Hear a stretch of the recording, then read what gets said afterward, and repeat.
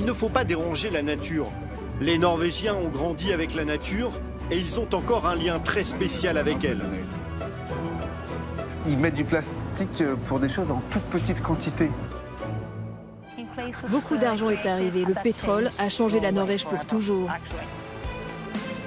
Bonne écologie, bonne économie, c'est un pays vert. 150 mètres dans les airs et un bruit qui rend fou. Cette industrie verte, ça va nous tuer. Il y a des clients qui refusent d'entrer dans le restaurant quand ils voient qu'il y a de la baleine au menu. Je suis un chasseur-pêcheur, alors j'en veux toujours plus.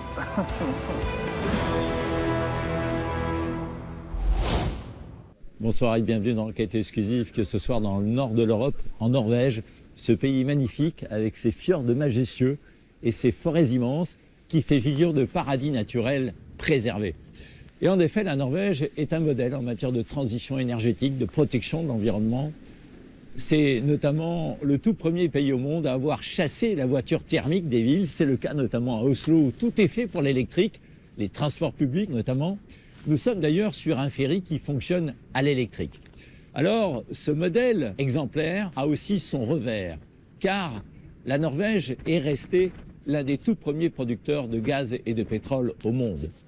Autre paradoxe, cette transition énergétique à marche forcée a aussi son coût humain. Vous verrez que tout au nord du pays, chez les Samites, éleveurs de rennes depuis des siècles, eh bien, on voit que ces terres sont grignotées peu à peu par des infrastructures et des usines. La Norvège, super pollueur ou modèle en matière d'environnement, c'est un document signé Pascal Caron pour FCP et Enquête exclusive. Kirkenes en Norvège, la dernière ville avant la frontière russe, au bord de la mer de Barents. Dans ses eaux, un trésor inestimable. Jorn, ex-policier, et son ami Sven vont chaque week-end se servir une petite part de cette manne à la portée de tous les Norvégiens. On va aller chercher du crabe royal. J'ai posé des grands casiers à peu près à 200 mètres de profondeur. Un trésor qu'il partage avec les pêcheurs du pays voisin, à quelques kilomètres à peine, la Russie. C'est un chalutier russe? C'est bien ça. Alors que la menace entre les deux pays est plus vive que jamais, ici, pas de tension. Un accord permet aux Norvégiens et aux Russes de pêcher dans leurs eaux territoriales respectives. Jorn et Sven s'arrêtent pour relever les casiers. Autour d'eux, une nature sauvage et préservée, un calme absolu.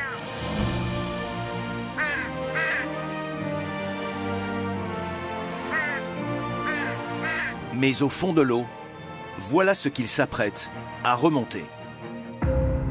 Ces énormes crustacés aux pattes gigantesques. Ce sont des crabes royaux. Ils valent presque aussi cher que le caviar. Une espèce invasive venue de Russie qui a colonisé et détruit une grande partie des fonds marins. On dirait une armée en marche que rien ne semble arrêter. Ça doit peser au moins 150 kilos. Oh, au moins, oui. Et avec quoi vous appâtez? Peu importe, de la viande, du poisson, ce que vous trouvez. Dans ce casier, une cinquantaine de crabes. Jorn et Sven ne vont garder que les gros, ceux qui font au minimum 3 kilos. Tu es trop petit. Reviens quand tu auras assez mangé. Ça, c'est une belle taille. Les deux hommes ne relèveront qu'un casier, cette pêche étant réglementée. On a le droit seulement à 10 crabes par an. Parce que sinon, ça risque de se revendre très cher au marché noir. Oui, c'est pour ça. Un crabe revendu ici, c'est environ 150 € l'unité. Ce soir, ils dégusteront le crabe royal avec leurs amis. Un bon dîner d'une valeur de 300 € par personne, très simple à préparer. Un quart d'heure de cuisson dans l'eau du fjord, portée à ébullition, et c'est prêt. Ce crabe, c'est la seule bonne chose que nous aient amené les Russes. Un cadeau inattendu. Originaire du Kamtchatka, dans l'extrême-orient russe, le crabe royal a été introduit en Atlantique Nord par Moscou dans les années 60. Il s'est tellement bien acclimaté qu'il a proliféré et a migré jusqu'en Norvège. Une espèce invasive et un danger pour l'environnement, mais une aubaine pour le pays qui a autorisé sa pêche commerciale en 2002. Si ce crustacé fait le bonheur des pêcheurs amateurs, il a surtout fait la fortune des pêcheurs professionnels du fjord, comme Gunnar, 40 ans. Sur son chalutier, il pêchait auparavant le cabillaud et le lieu noir, et ça lui rapportait beaucoup moins. C'est bien payé, environ 50 € le kilo, bien plus que les autres espèces. À Paris ou à New York, c'est 600 € le kilo. La ressource est tellement importante en mer de Barents que les prix risquaient de chuter. Alors l'État norvégien a imposé des quotas, 1000 tonnes en 2024 et pas une de plus, pour maintenir les prix à la hausse. Ça, c'est de l'argent facile, de l'argent très facile. La pêche du jour sera vendue tout près d'ici, à Bugoynes, l'un des villages les plus isolés de Norvège.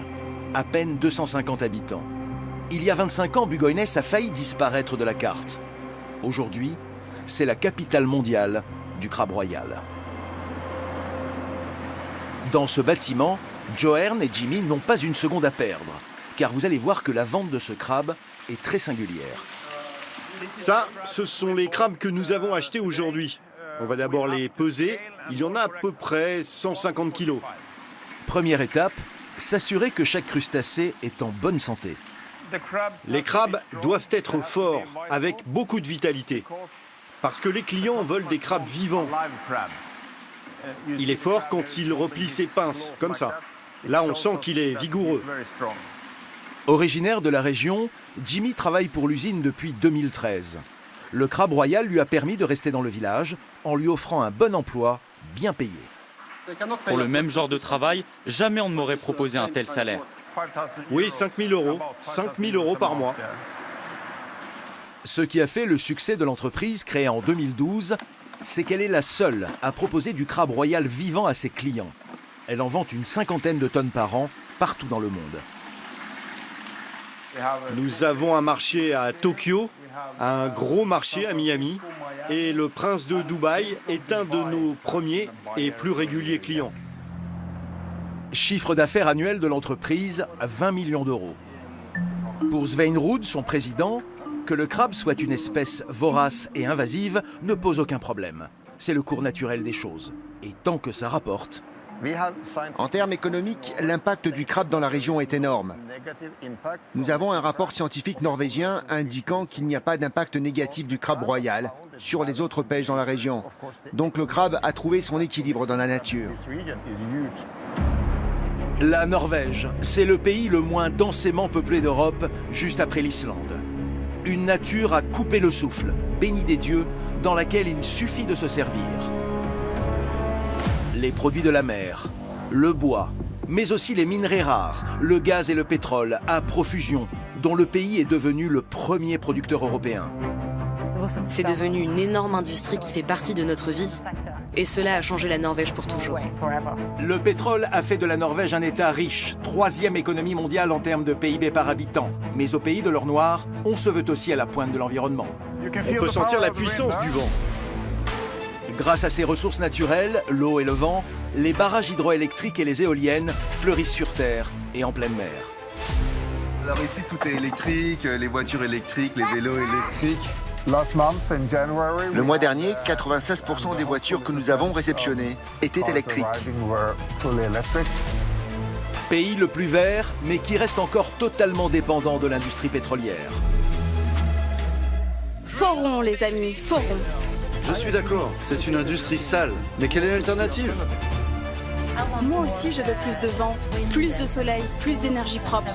Mais il faut que ce soit un mix. Autre paradoxe, les Norvégiens sont ceux qui consomment le plus de matière plastique en Europe. Ah ouais, non mais ici, donc, même des petits poivrons comme ça, on est mis sous plastique. Symbole de ces contradictions, ce pays qui se veut si proche de la nature continue pourtant à chasser la baleine, alors que c'est interdit presque partout dans le monde. Il y a des clients qui refusent d'entrer dans le restaurant quand ils voient qu'il y a de la baleine au menu.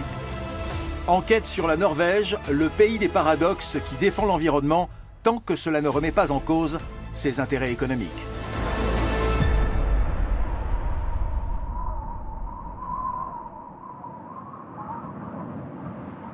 À 4 heures de route d'Oslo, la vallée de Valdres, l'une des plus isolées de Norvège.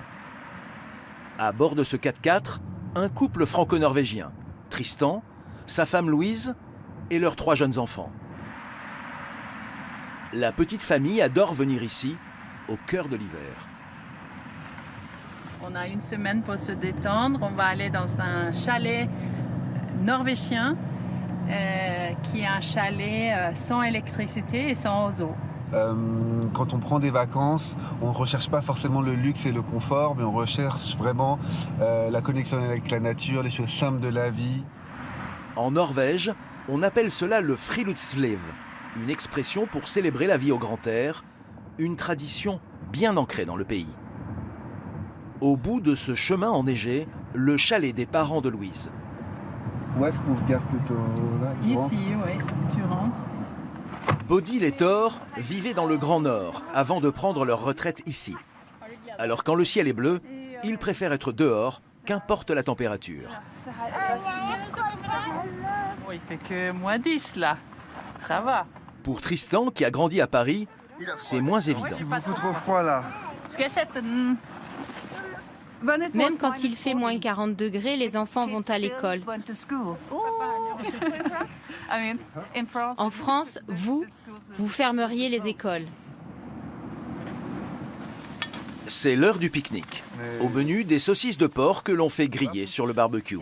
Non mais heureusement mes beaux-parents ont même acheté de la moutarde de Dijon parce qu'ils pensent à moi. Est-ce que tu veux encore, Ella? Pique-niquer au grand air en toute saison, c'est culturel. Et cela dès le plus jeune âge. Le secret, c'est l'équipement. Oui, c'est ça. C'est une question d'habitude et de technique. Il suffit de savoir comment mettre vos vêtements, les enlever et les remettre lorsque vous avez froid ou chaud. Et alors, vous pourrez survivre pendant des semaines sans entrer à l'intérieur. Tristan, Louise et les enfants vont dormir dans la maison des invités. Une petite cabane en rondin où rien n'a changé depuis le XVIIe siècle. Le confort est très rudimentaire, un mode de vie adopté par 2 familles sur 3 en Norvège. C'est qu'il y a 300 ans, les gens ils vivaient comme ça et nous aussi on peut le faire. Il ne reste plus qu'à dégager l'entrée. Et à l'intérieur, mieux vaut rester couvert. Il fait super froid la tour. Je pense qu'il fait au fin moins 10 degrés dedans. Dans le chalet, à peine 30 mètres carrés, pas de chauffage, pas d'électricité, juste un poêle à bois. Donc, Nora, tu viens m'aider à faire le feu? Le feu au bois de bouleau, cela s'enflamme plus vite. Faut pas que ce soit trop grand parce que si c'est trop grand, c'est trop long à chauffer. Et comme il n'y a pas d'eau non plus, le plus simple est d'aller chercher un peu de neige pour la faire fondre. Ouais, on va prendre de l'eau. Ouais.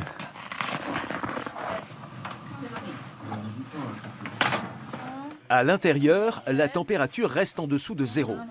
La famille se blottit comme elle peut autour du poêle. Un peu de café. Mais le mieux pour se réchauffer est de faire de l'exercice. On va en bas là, non? La Norvège, c'est le pays du ski de fond. On l'enseigne à l'école, dès la maternelle. Ici, on est loin de tout, aucune piste balisée, pas simple, quand la neige est si profonde.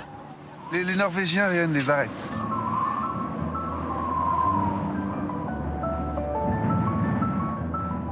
Se confronter au froid extrême de la nature, c'est ainsi que se forge l'identité norvégienne.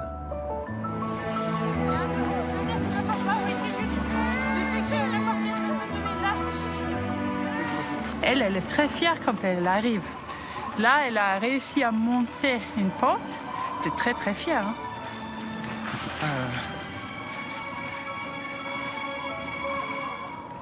À la nuit tombée, le poêle à bois a bien fait remonter la température. Vous avez vu comment il fait chaud là maintenant? Près de 15 degrés, c'est mieux. Quelques bougies pour s'éclairer, pas de télé, pas de téléphone. Pour les Norvégiens, rien de tel pour se ressourcer. On est déconnecté. On a vraiment le temps de se reposer. Allez, à la Norvège. À la Norvège. À la vie dure. Et pour le dîner, c'est un festival de spécialités norvégiennes, comme ce cœur d'élan séché. Merci. On mange? Non? C'est hyper tendre. En plus, c'est un peu... Ouais, c'est un goût un peu sauvage. Après le cœur d'élan, de la truite, dont la méthode de longue conservation est assez surprenante, comme son goût d'ailleurs. Donc en fait, ils vont conserver le poisson sous terre pendant plusieurs mois. Donc c'est un peu un poisson fermenté ou poisson pourri, on peut dire. Mais c'est hyper bon, ça a un goût fort que j'adore. Et Louise, elle le cuisine bien parce qu'elle met un peu de crème fraîche et d'oignons rouges. Et avec une galette de pommes de terre autour, c'est un délice. Vous prenez chacun votre verre. Maintenant, il faut aller dehors pour laver les dents. Pendant le gornap. C'est pas un peu extrême ça quand même? Bah, comme il n'y a pas un évier à l'intérieur, on peut cracher, c'est comme ça qu'on fait. Hein. Fait -17, allez, hop, on va rentrer. Oh, il fait froid. Vite, vite, vite, on va se coucher. Le lendemain matin, la température est encore redescendue. Il fait -21. Mais ce n'est pas ce qui va décourager la famille de Tristan, qui a prévu un bain dans ce jacuzzi. Ouais, alors en fait, ça a gelé, quoi. C'est-à-dire qu'il y a... Parce que ça va mettre encore plus de temps à se réchauffer. Mais on va s'en sortir.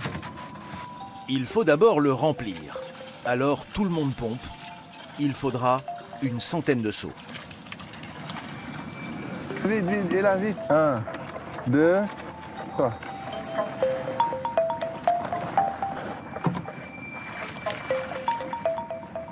Une fois le jacuzzi rempli, il faut le chauffer à l'ancienne, au bois. Cela va quand même prendre la matinée, mieux vaut être patient. J'ai hâte. En plus, le temps est magnifique. Il suffit de mettre un bonnet et après, on est bien. 3 heures plus tard, l'eau du bain est à 20 degrés, à peine tiède. Louise est la première à le tester et tout le monde suit. Tous avec le bonnet pour se protéger les cheveux du gel. Ça nous fait nous réveiller nos gènes vikings. Que moi, j'ai pas, mais vous avez. La tradition, ici vieille de plusieurs siècles, est d'alterner le chaud et le glacé, dehors, en pleine nature. Là encore, c'est Louise la plus téméraire. Très vite, les enfants suivent, l'un après l'autre, sans se faire prier.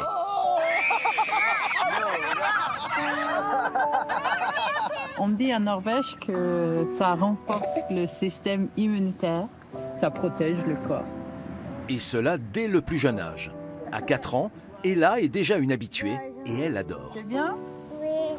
C'est super bien? Oui. Ce pays où chaque habitant a un lien privilégié avec la nature se veut aussi à la pointe dans les énergies vertes. Depuis quelques années, la Norvège vise à détenir le premier parc éolien d'Europe. Tom Larsen est directeur général de Fosenvind, le numéro 1 européen. Il vient d'ouvrir un nouveau parc à Trondelag, à l'ouest du pays.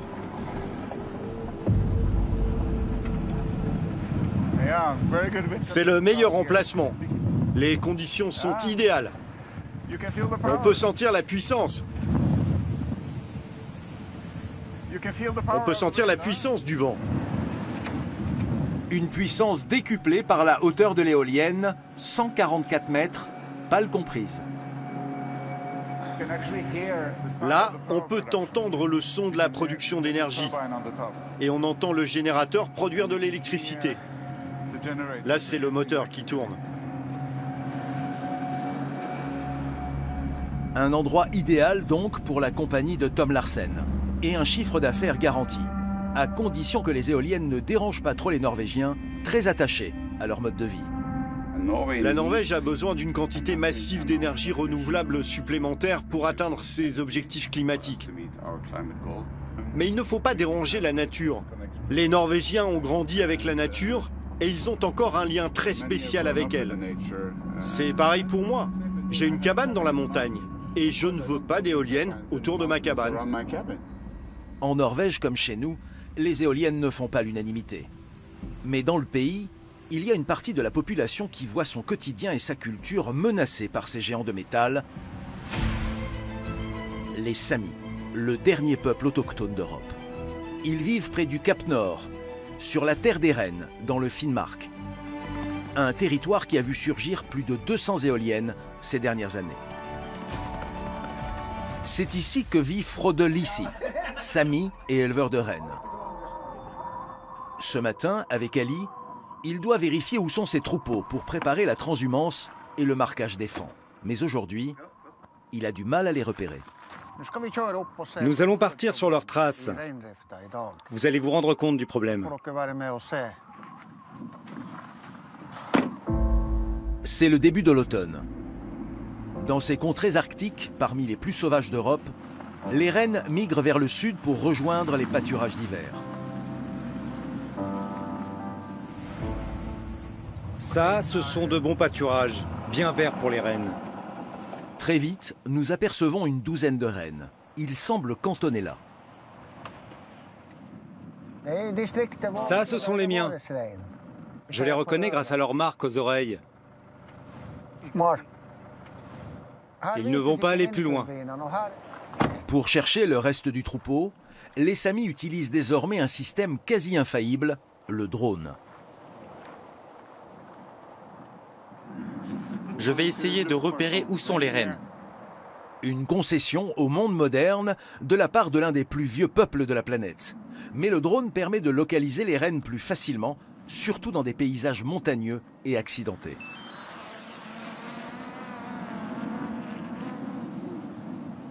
C'est tout nouveau dans l'élevage de rennes. C'est super utile. En l'air, c'est plus facile de trouver les rennes. C'est plus compliqué de les apercevoir quand le paysage est plat. Là, on peut voir d'en haut ce qu'il y a derrière cette colline. Mais aujourd'hui, pas de rennes à l'horizon. Pour les Samis, seuls responsables, les éoliennes. Quelques kilomètres plus haut, les voici, au sommet de la colline, sur un vaste domaine de 1000 hectares. Regardez, il y en a partout. On ne voit que ça dans le paysage. Nous sommes dans le parc éolien de Ragovida Vindkraftverk, le plus étendu du Finnmark. Une cinquantaine d'éoliennes tournent à plein régime dans cet environnement exposé au vent. Ça, c'est l'endroit où ils traversaient avant, mais plus maintenant.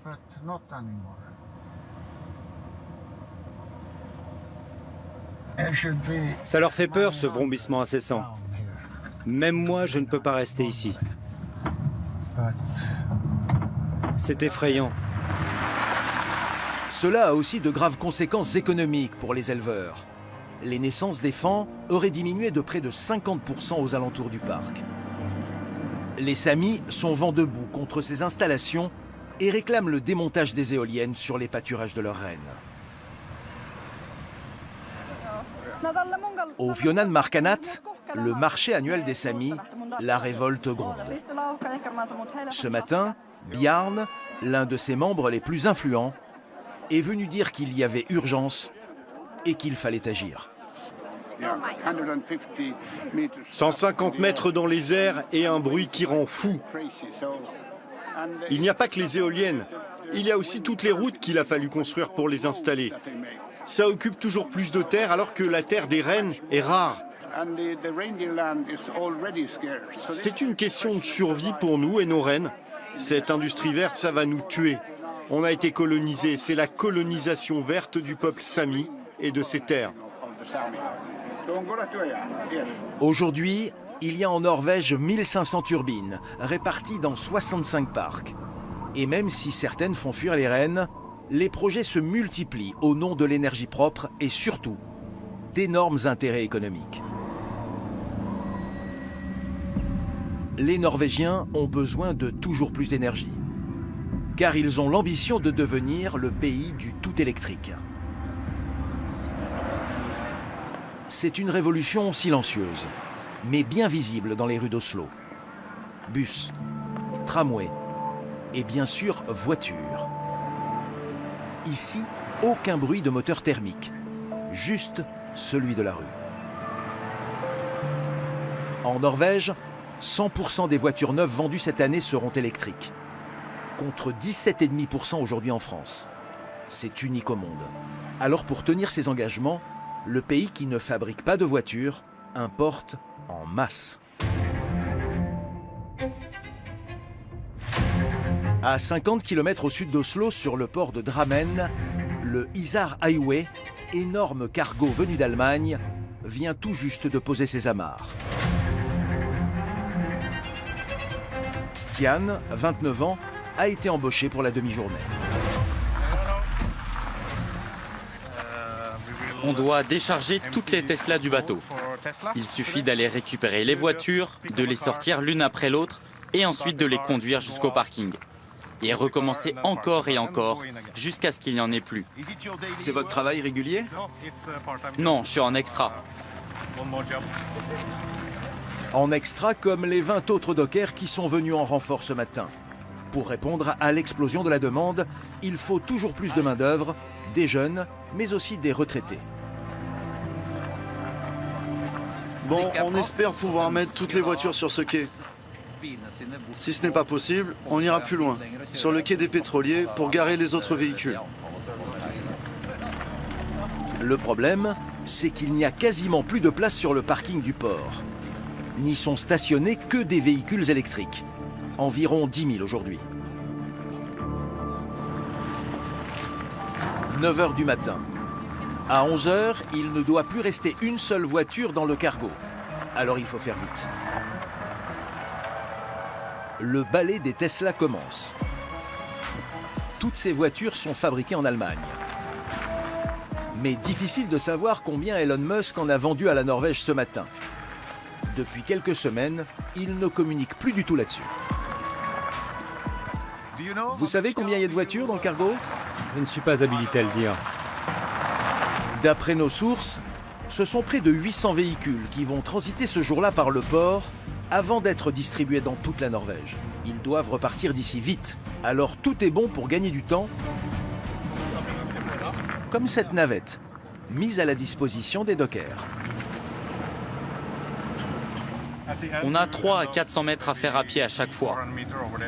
Donc, on a un chauffeur qui nous récupère au parking et il nous emmène jusqu'au bateau. Une fois que nous sommes tous à l'intérieur du bateau, il y a environ une dizaine d'étages à monter. Donc, ça fait du chemin. Pendant que Stian et ses collègues continuent au pas de course de décharger le stock de voitures électriques, de l'autre côté, Arne Fosen, le directeur du port de commerce, doit trouver des solutions. Le mois dernier, 96% des voitures que nous avons réceptionnées étaient électriques. Comment stationner les prochains arrivages de voitures? Seule solution, le remblaiement. Ici, on est carrément en train de couler du béton dans la mer, aujourd'hui gelé, pour créer un nouveau parking. Pour gagner du terrain, on vient de commencer notre projet d'agrandissement.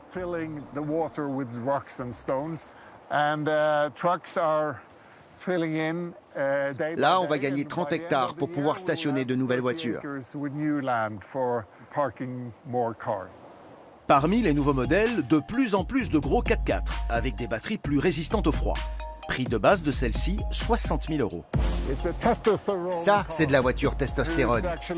Ces voitures, ce sont les plus vendues aux États-Unis. Et là, nous avons leur version électrique pour l'Europe. Il y en a pour toute la famille, en ville, en campagne, et donc pour tout le monde. Il n'y a plus aucune excuse pour ne pas acheter une voiture électrique. Car les Norvégiens, encouragés par de nombreuses exonérations de taxes, l'ont bien compris. 300 voitures électriques doivent quitter le parking du port chaque jour. Direction les concessions de vente. Dans ce domaine, la Norvège montre l'exemple. Bonne écologie, bonne économie, c'est un pays vert. Seul petit bémol, les camions qui livrent les voitures électriques, partout dans le pays, roulent encore au diesel.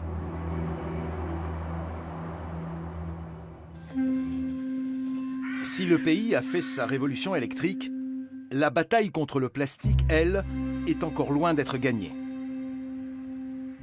Il suffit de retrouver dans un quartier d'Oslo, à 6h30 du matin, Tristan, Louise et leurs enfants au petit déjeuner.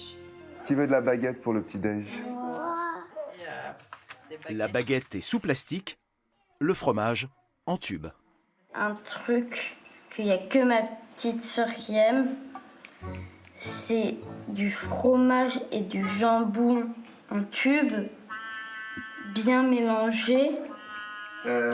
Qui veut manger quoi, les enfants? Moi, je veux bien prendre du beurre, de la confiture et du brunous. Jambon fromage pour Nora, un petit pain, ça s'appelle un sandwich parisien en tube. C'est une invention norvégienne, donc ça a l'air bon. Pas beaucoup, papa, sinon on en aura trop. Moi, j'ai tout essayé. J'ai vraiment essayé le brunous, le caviar, les chicoustes. J'ai essayé 2 fois, 3 fois. C'est impossible à manger. Pour moi, ça, c'est le petit déjeuner du désespoir. Pour Émile et Nora, c'est le moment d'aller à l'école. Tristan, lui, en profite pour aller faire les courses. Dans ce supermarché, le plastique est partout, à commencer par le rayon légumes. Moi, je vais prendre un petit concombre. Ah ouais, non mais ici, donc les concombres norvégiens, ils sont toujours sous plastique. Je n'en ai jamais vu qui n'étaient pas sous plastique. Dans pratiquement tout ce que tu achètes, que ce soit des paprikas, des poivrons, des tomates, même des petits poivrons comme ça, on est mis sous plastique. Ils mettent du plastique pour des choses en toute petite quantité. Tu as des mini tranches comme ça, le truc il fait 110 grammes et tu as plus de grammes de plastique que de grammes de nourriture presque. Psychologiquement, c'est juste très bizarre. C'est tout le paradoxe norvégien. Le pays consomme 22% de matière plastique en plus que ses voisins européens. D'un autre côté, c'est le premier pays au monde à avoir lancé un système de consigne pour ses bouteilles en plastique. Il suffit d'encourager le consommateur avec une récompense à la clé. Par exemple, pour une bouteille de 2 litres, je vais récupérer 3 couronnes. Pour une petite bouteille, je vais récupérer 2 couronnes. 2 couronnes, soit près de 20 centimes par bouteille. Vendu? Eux, ils ont gagné 10 €, ils ont gagné 100 couronnes. Ouais, non, mais bravo, bravo. Allez, c'est parti. Hop, 2, 3 couronnes. Ce système permet de recycler 97% des bouteilles en plastique, un record mondial. À la sortie de la machine, à l'arrière du magasin, voilà comment on retrouve les bouteilles plastiques compactées. Ça prend moins de place, c'est donc plus facile à transporter. D'un point de vue environnemental, il vaut mieux utiliser des bouteilles en plastique que des bouteilles en verre. Et les bouteilles en plastique, on les collecte chaque jour. C'est un boulot sympa, pas dur, bien payé. Là, je scanne les sacs et ça donne toutes les informations nécessaires que va récupérer Infinitum.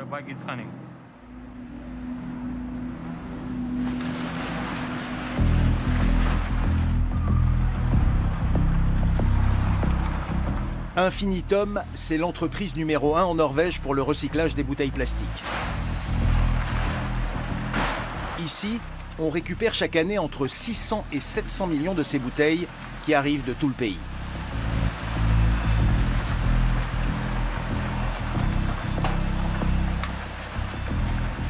Son président, Gev Olav Maldum, s'est fait connaître en 2015 quand il a obligé le géant Coca-Cola, très présent sur le marché norvégien, à rendre ses bouteilles consignables. Et c'est lui qui a mis au point avec ses ingénieurs le processus de recyclage.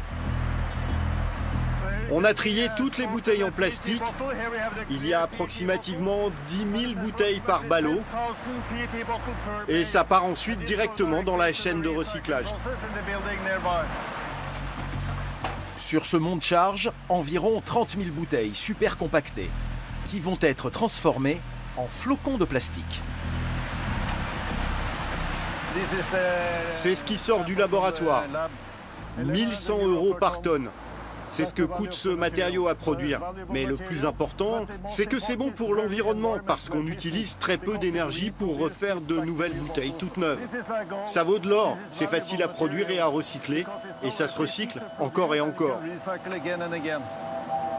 Un plastique de qualité supérieure qui, selon Infinitum, se recycle à l'infini et qui, grâce au système de consigne, a séduit tous les Norvégiens.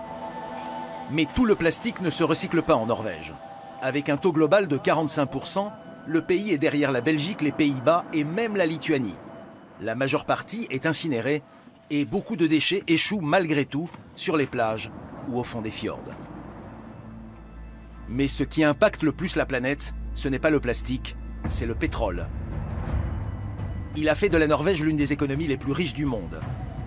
L'argent issu du pétrole rapporte rien qu'en intérêt des sommes vertigineuses, comme on peut le voir sur cet écran. Ça va trop vite, je ne peux même pas voir les chiffres qui défilent. Ça peut prendre plusieurs millions en une minute. Cet écran, c'est la principale attraction du musée du pétrole de Stavanger.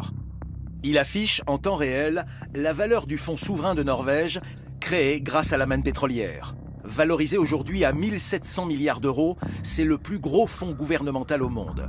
Présent au capital de 9000 entreprises, dont les françaises Carrefour, Renault, AXA et Sanofi, il a généré 13% d'intérêt en 2024, soit un bénéfice de 214 milliards d'euros, ce qui fait un gain de 7000 € chaque seconde. Les chiffres peuvent changer d'une heure à l'autre. Ça peut bien sûr descendre, mais la plupart du temps, ça monte beaucoup. Et avec les années, encore plus. Pour Trude Meland, scientifique au musée, le pétrole, c'est une bénédiction. La Norvège a longtemps été l'un des pays les plus pauvres d'Europe. Et puis, en 1969, miracle, la découverte d'un immense gisement en mer du Nord. Et cela a changé la Norvège pour toujours. Aujourd'hui, 125 plateformes offshore produisent 2 millions de barils par jour, soit presque autant que le Koweït. Si le pétrole a changé la vie des Norvégiens, il a aussi transformé Stavanger. L'ex-petit port de pêche est devenu la capitale européenne du pétrole, qui emploie près de 50 000 personnes. Erne y a travaillé pendant 25 ans comme ingénieur pour Equinor, la première compagnie pétrolière en Norvège. Ce sont des bateaux de ravitaillement pour les plateformes au large. Il y en a 5 ou 6 à Stavanger.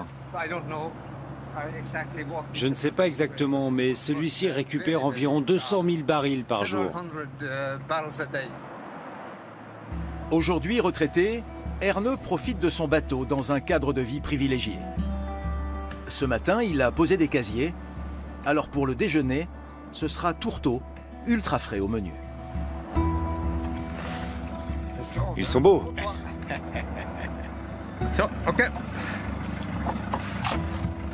Erne habite sur l'île de Stensøy, à 10 minutes à peine de Stavanger. Une très chic banlieue insulaire, presque une île privée, avec juste 5 maisons, dont la sienne, la plus grande de l'île.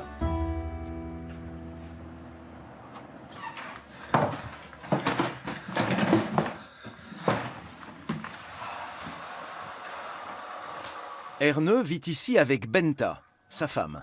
C'est un café avec le lait? Oui. Non. Ils adorent leur vie face à la mer, au calme.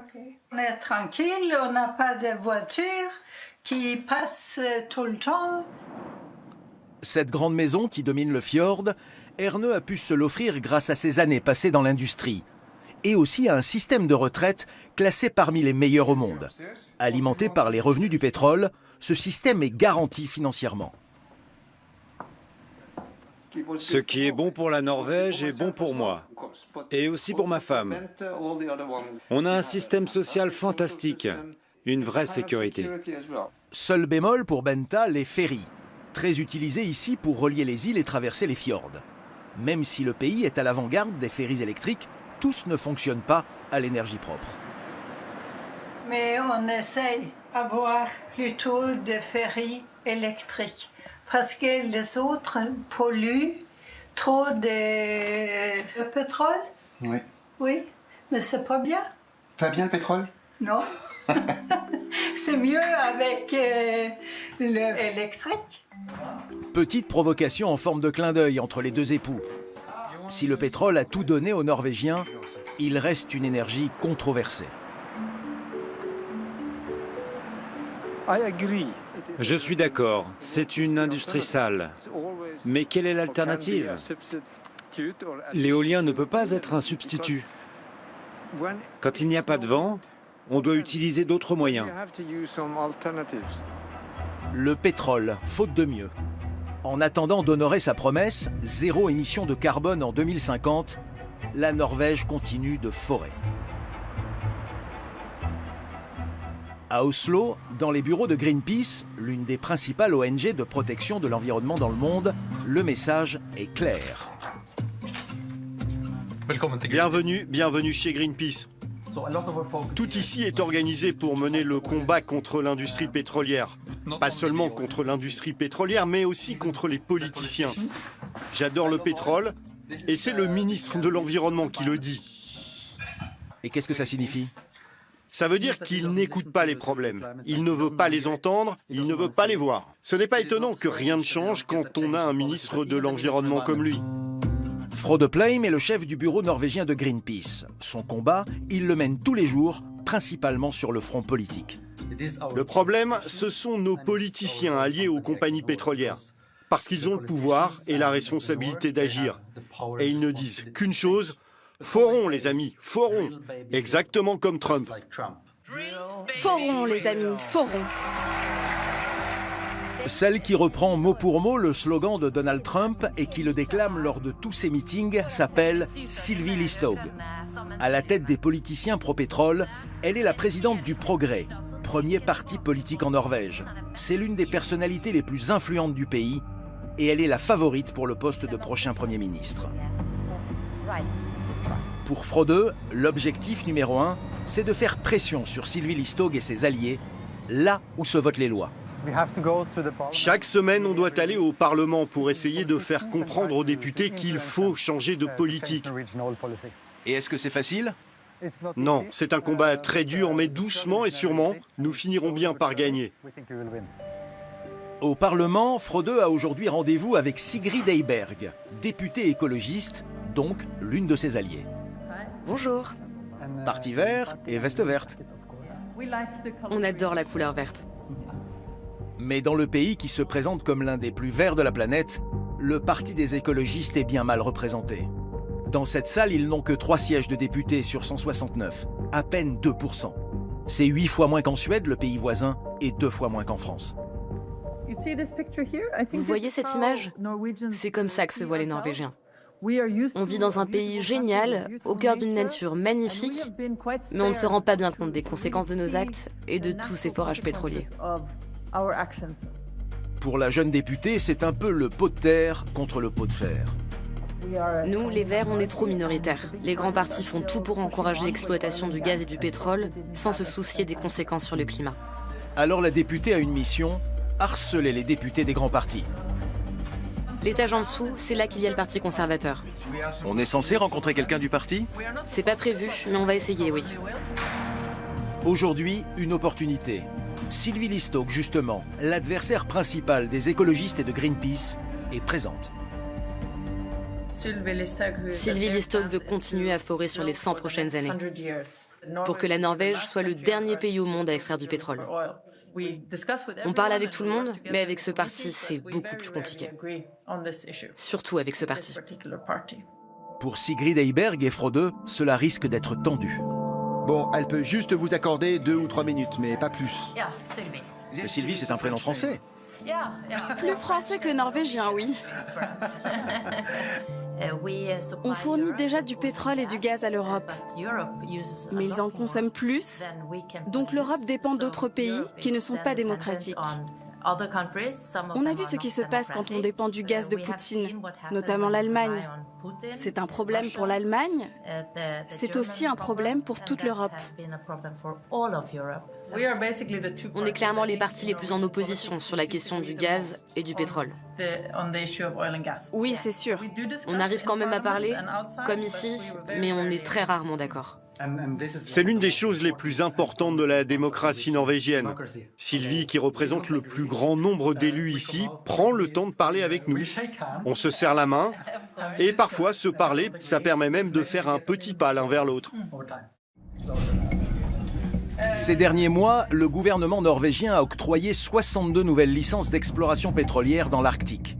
De l'autre côté, la justice du pays a invalidé les permis de 3 gisements en mer du Nord, une petite victoire pour les écologistes. Au-delà du pétrole, un autre paradoxe norvégien se joue à plus de 1000 km d'Oslo, la capitale, dans les eaux glacées des îles Lofoten. Alors que le pays se veut pionnier de la protection de l'environnement et la cause animale, il reste l'un des 3 derniers au monde à autoriser la chasse à la baleine. Svolvær, principal port de pêche des îles Lofoten. Rune Frovik, le propriétaire du plus grand atelier de transformation de baleines de la région, ne quitte pas son smartphone des yeux. Il attend avec impatience le retour de son baleinier. C'est pareil avec les applications. Maintenant, tu peux regarder où il est ton avion, le vol. Tu le suis en direct. Mais je sais exactement où ils sont. Le bateau, il va arriver par là. Le baleinier, le voici. Il est attendu dans moins d'une demi-heure. Après 3 semaines de chasse, les baleines pêchées ont été conservées, entourées de glace, dans des caves réfrigérées. Bjorn, le capitaine, rentre au port un peu déçu. Je n'ai que 21 baleines. Je suis un chasseur-pêcheur, alors j'en veux toujours plus. Bjorn et ses hommes ramènent la seule baleine encore autorisée à la chasse, la baleine de mink, l'une des plus petites espèces de cétacés. Le quota de pêche, environ 1000 par an, n'est pas atteint. Alors pour le capitaine, il n'y a pas sujet à polémique. Les baleines, il y en a. Leur nombre a augmenté ces dernières années. On peut les pêcher sans menacer l'espèce. C'est une pêche durable et c'est de la bonne nourriture. Alors, pourquoi on ne les chasserait pas? Qu'est-ce qui est mieux? Tuer 5000 poulets élevés en batterie ou une baleine qui vit à l'état sauvage? Alors, la baleine ou le poulet?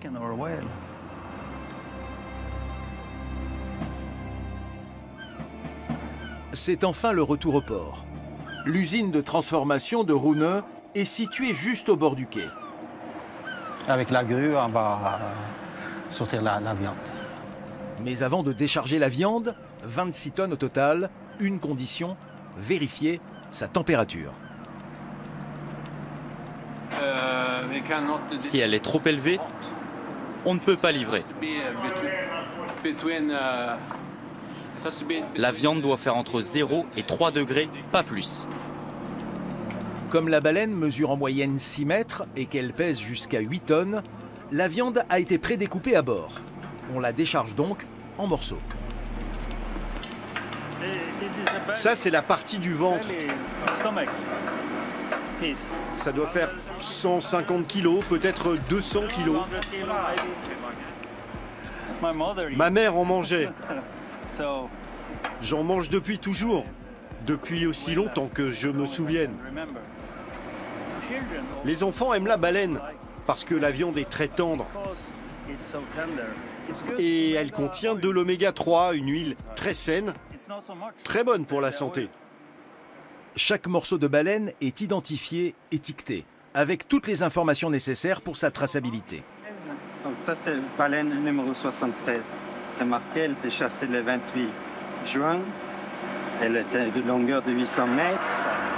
Poids de la viande, 1900 kilos. La viande de baleine rejoint ensuite l'atelier de transformation. Pendant la saison de pêche, entre avril et juin, 22 personnes y travaillent. Les morceaux sont classés par catégorie. La viande de meilleure qualité est ensuite mise sous vide et vendue principalement fraîche. Un marché aujourd'hui limité au pays. Donc on vend dans les supermarchés, surtout ici dans le nord, mais aussi dans le sud, dans la capitale là aussi. Nous on vend surtout en gros et après il y en a qui distribuent aux petits commerçants et aux restaurants. Sur le port, voici l'un des restaurants gastronomiques les plus réputés des îles Lofoten.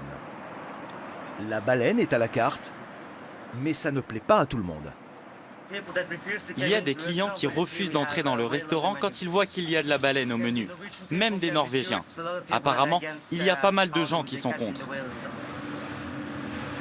Pour ceux qui n'ont rien contre, le chef la prépare très simplement, mais il y a un tour de main.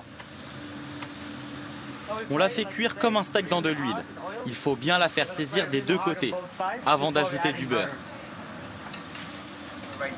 La cuisson doit être bleue. C'est la meilleure façon de le cuisiner. Il ne faut pas que ce soit cuit à point, sinon ça n'a pas assez de goût. Ça n'a pas le même goût que le bœuf, mais c'est plus sain. C'est une belle viande, tendre, très juteuse. Pour les clients du restaurant, ceux qui se sont laissés tenter, des étrangers pour la plupart, c'est plutôt une bonne surprise. Je n'avais jamais mangé de baleine avant. C'est la première fois. C'est tendre.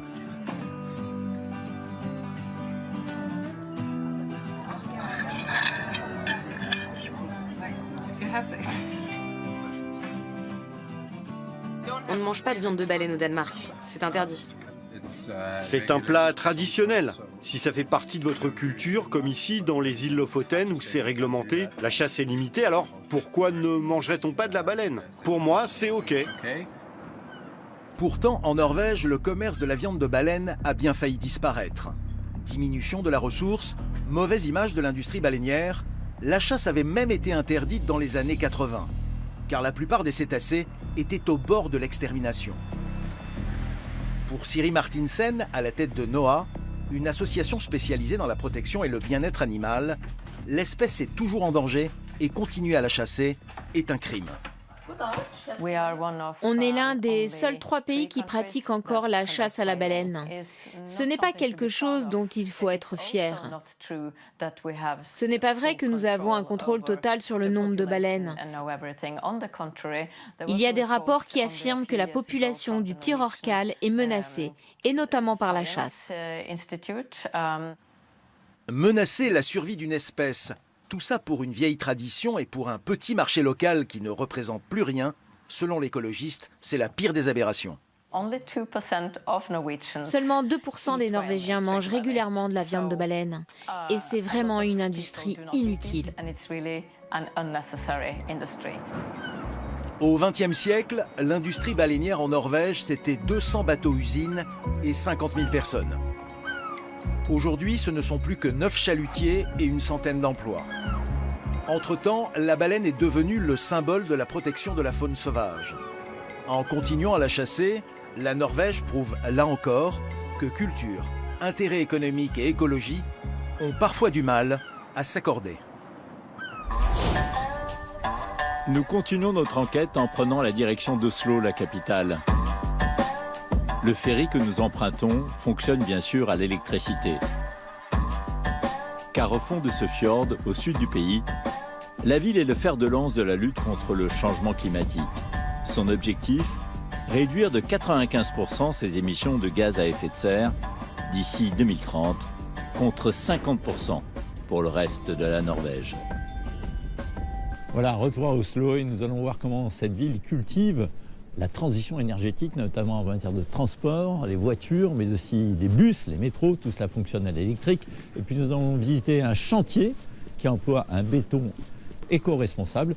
Et nous allons enfin voir l'incinérateur de déchets d'Oslo qui veut à tout prix recycler ses émissions de carbone grâce à une technologie tout à fait nouvelle. Ferry, tramway, bus, Oslo est devenue la première capitale au monde avec des transports publics entièrement électriques. Les véhicules de particuliers qui roulent encore avec un moteur thermique sont identifiés par ces caméras. et ils paient 2 fois plus cher leur entrée dans Oslo. 3 € contre 1,50 € pour une voiture électrique. Mais la mairie s'attaque à un nouveau secteur, celui de la construction, responsable de 21% des émissions de CO2 dans le monde. À Oslo, on veut parvenir dès cette année à un objectif 0 émission sur les chantiers de la ville, une première mondiale. Alors on va prendre ces escaliers très raides. Philippe Mortensen supervise les efforts écologiques de plus d'une 50aine de chantiers de la ville. Nous le retrouvons sur son projet le plus ambitieux, la gare terminus d'une nouvelle ligne de métro. Et ça, dans quelques années, ce sera un grand quartier. Avec 2000 appartements et il y aura même des locaux commerciaux. Ce sera la plus grande station de métro du pays. Le chantier doit se terminer en 2029. On va descendre dans la fosse, là où les ouvriers travaillent. Ici, chaque matériau est sélectionné pour avoir un minimum d'impact climatique. Tout cet acier est recyclé. Ça, c'est de l'acier recyclé? Oui, sans impact sur le climat. Tout est fait en Norvège avec de l'énergie hydraulique. Donc c'est de l'acier à faible impact environnemental. Ça participe à faire baisser l'ensemble des émissions du chantier. Mais son principal défi, c'est le béton, le matériau de construction le plus utilisé au monde et le plus polluant. Où est le béton que vous utilisez? Alors, c'est là-bas le coulage du béton. Et ce coulage est aussi électrique. On est passé à l'électricité pour le transport du béton jusqu'ici et le coulage dans la fosse. Pour ce chantier, Oslo a prévu d'utiliser 115 000 mètres cubes de béton, l'équivalent de 2 parcs des Princes. Alors la ville a choisi un modèle de béton bas carbone qui lui permet de réduire d'1 tiers les émissions de CO2. Mais il y a un problème de taille dans cette ville où la température moyenne en hiver est de -2 degrés. L'une des difficultés quand on utilise du béton bas carbone, c'est le gel. Quand il fait très froid, ce béton a besoin d'un peu plus de temps pour sécher. Alors il y a un risque que le gel abîme la structure. Sur le chantier, ce qui frappe, c'est un relatif silence. La plupart des engins fonctionnent à l'électricité. On va voir la pelleteuse. C'est la plus grande source d'émissions. Peut-être 70 ou 80% de l'énergie est utilisée par les pelleteuses. Donc on est vraiment très content de voir que l'industrie nous aide avec un large choix de pelleteuses électriques comme celle-ci. Ce modèle de 12 tonnes est arrivé sur le marché il y a seulement 4 ans. Il faut compter environ 360 000 € pour cette machine électrique, 3 fois plus que son équivalent à essence. L'engin a une autonomie de 5 à 7 heures. Il y en a pour combien de temps? Pour charger, une demi-heure. Maintenant, pause déjeuner. Les machines sont rechargées la nuit et pendant les pauses de la journée, pour ne pas ralentir l'avancée du chantier. Ça fait moins de bruit quand c'est électrique. Et moins de fumée? Oui, moins de gaz d'échappement. La qualité de l'air s'améliore. On a tout anticipé. Donc on peut vraiment tenir le rythme, même avec tout l'équipement électrique. Mais j'entends le bruit d'un moteur qui fonctionne à l'essence, pas loin, non? Non, je ne pense pas. Ah bon? Mais très vite, les collègues de Philippe interviennent pour le corriger. Ah non, c'est pas électrique? Ce n'est pas électrique. On vient de m'expliquer, c'est une machine pour les travaux lourds. Pas électrique. Pas électrique. C'est encore un petit problème. Il y a encore beaucoup d'équipements qu'on n'a pas. C'est un gros chantier avec beaucoup d'équipements très spécifiques. Vous devez donc faire des exceptions parfois. Oui, c'est ça. En moyenne, sur ce chantier, un engin sur 2 est électrique. Les autres fonctionnent avec des biocarburants. Première ville au monde à exiger des chantiers non polluants, Oslo a dû investir massivement. Le prix doit être plus élevé pour fournir ces efforts. Une grande partie des machines que nous utilisons ici a dû être spécialement conçue, sur mesure, pour les chantiers de la ville d'Oslo. Mais ensuite, on peut faire des grosses économies en utilisant moins d'énergie et d'entretien. Mais bien sûr, c'est le tout début. Il y a un surcoût. Par cet engagement très volontariste, Oslo a déjà réussi à éviter l'émission de 26 tonnes de CO2 par an, l'équivalent des émissions de 2600 citoyens européens. Désormais, la ville modèle veut aller encore plus loin. Pour éliminer les émissions de CO2 dans les secteurs où elle a déjà fait le maximum, Oslo veut utiliser une technologie révolutionnaire et ce projet se prépare dans cette usine où l'on incinère les déchets.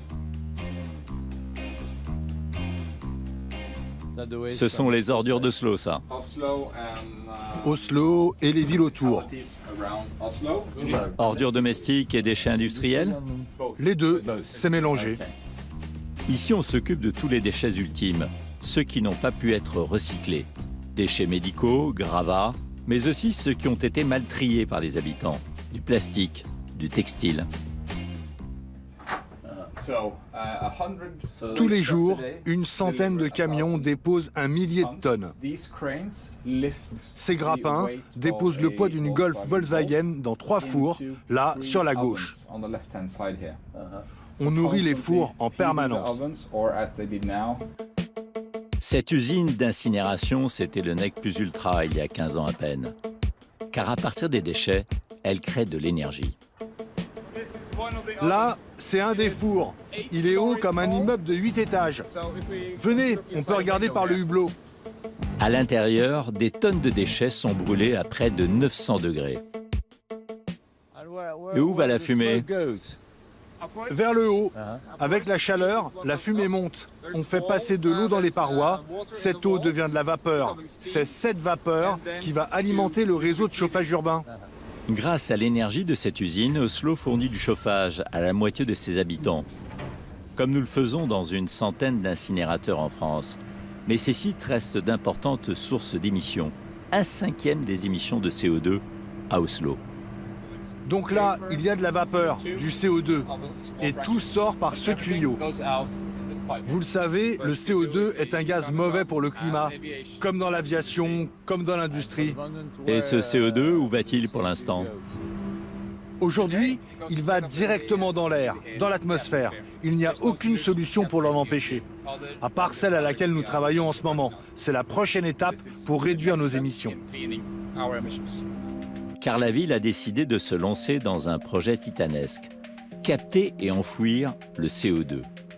Au lieu d'être relâché dans l'air, le carbone sera transformé en liquide dans un nouveau bâtiment et ensuite évacué, comme nous l'explique le PDG de l'entreprise, Martin Lundby. Tout ça, c'est la nouvelle usine.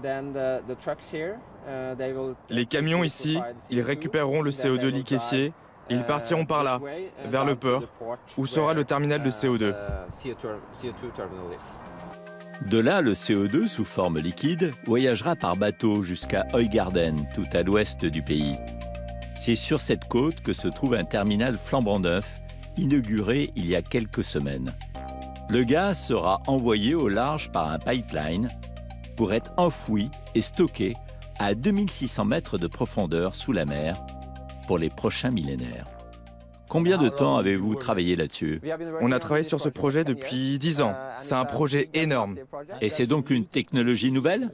Cette technologie appliquée à l'incinération des déchets, c'est nouveau. Notre usine sera un des premiers centres d'incinération de déchets du monde à faire de la captation et du stockage de son CO2 à grande échelle.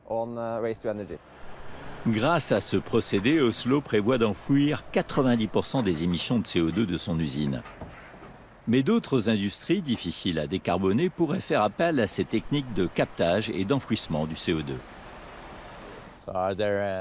Est-ce qu'il y a des entreprises qui vous contactent, même à l'étranger? Oui, nous recevons beaucoup de visiteurs. Je pense que l'année dernière, nous avons reçu plus de 50 délégations, en particulier d'Europe. Ils sont très intéressés par ce projet. Nous avons repéré plus de 500 usines en Europe qui sont similaires à celle-ci et pour lesquelles cette technologie pourrait s'appliquer.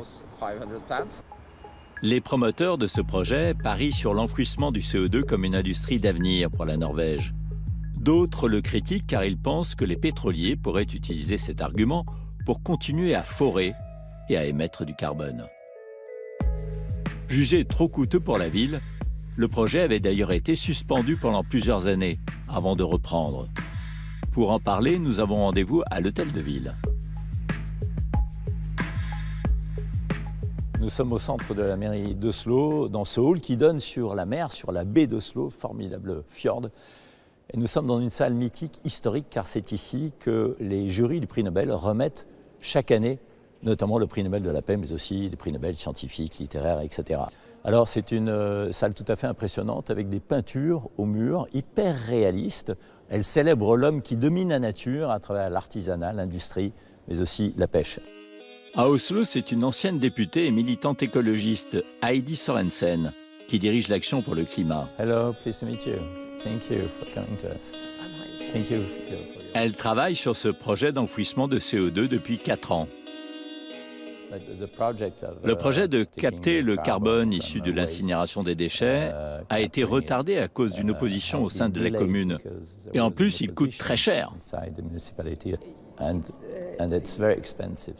Ça coûte très cher et c'est très complexe. C'est pour ça que ça a pris du retard. Mais nous avons 90% du conseil municipal qui soutient le projet. Donc nous sommes largement majoritaires. En 2021, l'ancien maire d'Oslo, Raymond Johansen, parlait d'une sorte d'obligation morale pour la Norvège d'investir dans le stockage de CO2. Qu'en pensez-vous ? Je pense que ce qu'il essayait de dire, c'est que la Norvège est devenue riche en partie grâce au pétrole et au gaz, qui sont l'une des principales causes du réchauffement climatique.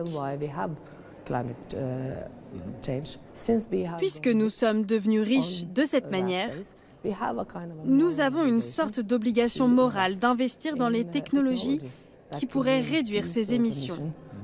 Et pas seulement les réduire, mais en fait, à l'avenir, les supprimer. La Norvège est un pays à la pointe dans le secteur des voitures électriques, les énergies renouvelables.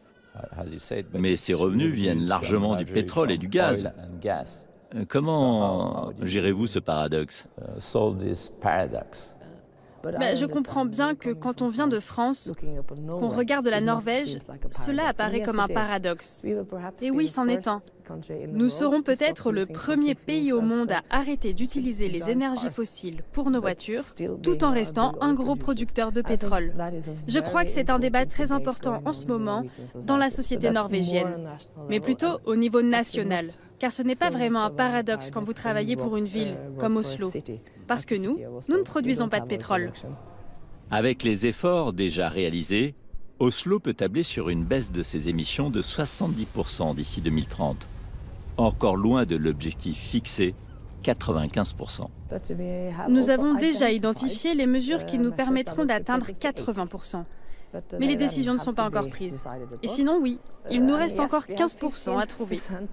Mais nous avons encore quelques années devant nous. Donc oui, je suis optimiste. Devenue attractive, Oslo continue de s'étendre.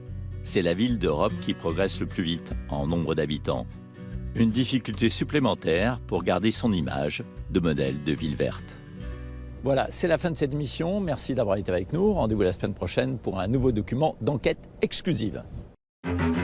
Dimanche prochain, dans Enquête exclusive, révélation sur l'univers glaçant des homejacking. Ces braquages à domicile d'une violence inédite explosent en France. Les agresseurs s'en prennent aux anonymes, comme aux célébrités. Et je pense qu'ils savaient qu'on avait des montres. On met des montres, on se filme. Le mec qui est en face de moi qui est en train de me menacer, qui me dit c'est soit tu me donnes la montre, soit je te mets une balle dans la jambe. J'ai pas envie de perdre ma jambe pour une montre, quoi, en fait. 3 mois après, ouais, j'ai fait une fausse couche. Ça a été difficile, puis même personnellement, j'ai sombré, j'étais dans le noir tout le temps, volet fermé. À la manœuvre, des braqueurs de plus en plus jeunes, prêts à tout pour leur part du butin. Est-ce que vous avez des armes parfois? Toujours. Franchement, la nouvelle génération, là, c'est dur. Ça à la race, c'est trop violent, parce qu'apraprès, ça nous s'anime. Ce sont en effet des profils plutôt jeunes, plutôt mineurs. Ils nous ont révélé leurs techniques de plus en plus sophistiquées pour vous piéger. Je vais vous montrer après comment suivre la voiture quand j'ai installé le tracker. Bah, c'est plus simple pour suivre les pros. N'importe qui peut le faire. Et cet outil-là, ce qui est malsain, c'est qu'il est accessible à tout le monde. Ça va reset la sécurité et on peut rentrer. Les voleurs ne s'arrêtent plus à votre porte. Le pillage continue en ligne. Identité volée, compte siphonné.